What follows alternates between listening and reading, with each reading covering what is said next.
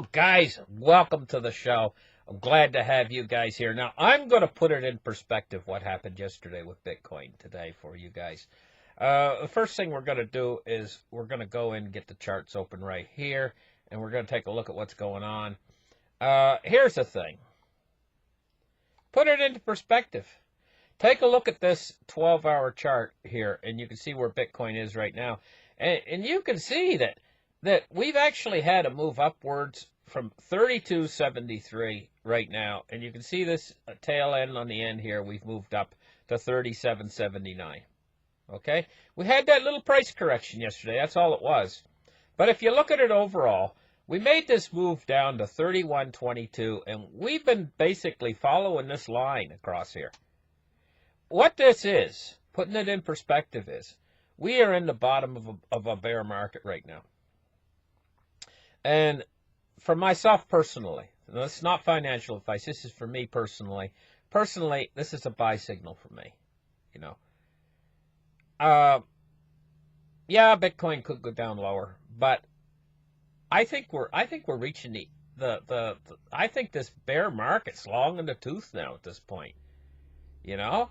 And the upside, the upside potential, I think, outweighs the downside risk as far as I'm concerned.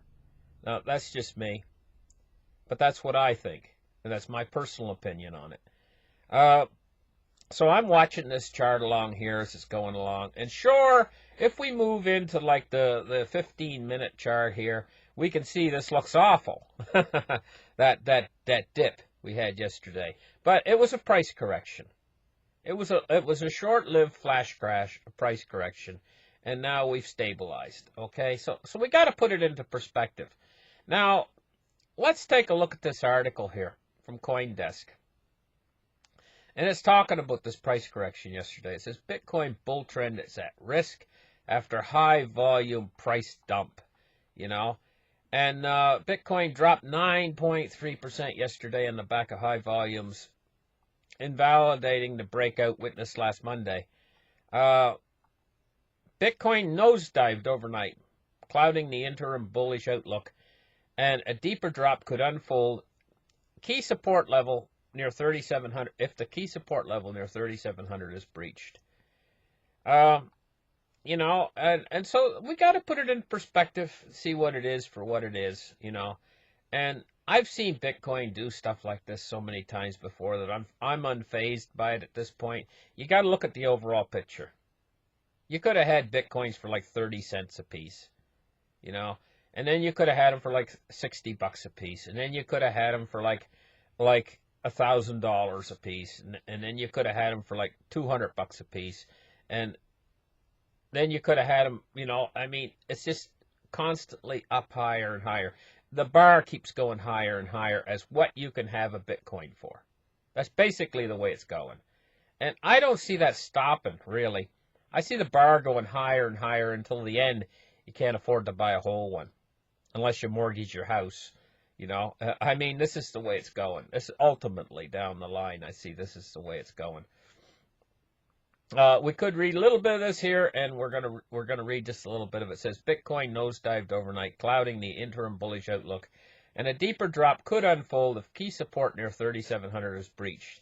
The leading cryptocurrency by market capitalization rose to highs near 4,200 on the Asian trading hours yesterday, as expected, only to fall back to levels of below 3,800 by the UTC close. That 9.3% slide is the biggest single-day drop since January 11th. Notable trading volumes across all cryptocurrency exchanges totaled 10.79 billion on Sunday, the highest since April 25th, 2018, according to MarketCap. The high-volume sell-off eased gains over the previous 5 days, thereby weakening the bullish case put forward by last Monday's break above 3,800. That said, a bullish to bearish trend change would be confirmed only if the sell-off seen yesterday is extended to levels below 3,700. Further, the losses followed a potential bearish reversal could be short-lived as signs of seller exhaustion have emerged on longer duration charts. And this is what I've been saying. Signs of seller exhaustion have emerged. Yeah. And this means that the bear market is starting to get long in the tooth. So at this point, we've got a Fed talking about stopping quantitative tightening. We've got a Fed that's talking about not doing any more interest rate hikes. Now, I think they got one more in them. I think it's going to be a huge mistake for the Fed to make that final interest rate hike, but I think they got one more in them. I think that this bear market, when it finally ends, we're going to see it end with a slow, very slow increase at first with the price of Bitcoin. I think it's going to be slow, very gradual at first. And then I think that enthusiasm is going to start to come back at a certain point. Probably when we get up above $5,000 again. Enthusiasm. But I think it's going to take us a while to get up there. Once we get above 5,000, I think the enthusiasm is going to start to come back. By that time, it's very likely that we could have an exchange-traded fund on the board. And so all of the coins, they follow Bitcoin. Now, how this works is, picture a circus tent, okay? And Bitcoin is the center pole. When they raise the center pole, all the other poles come up with it. And this is all the other coins. Bitcoin's the king of the new digital currency asset class.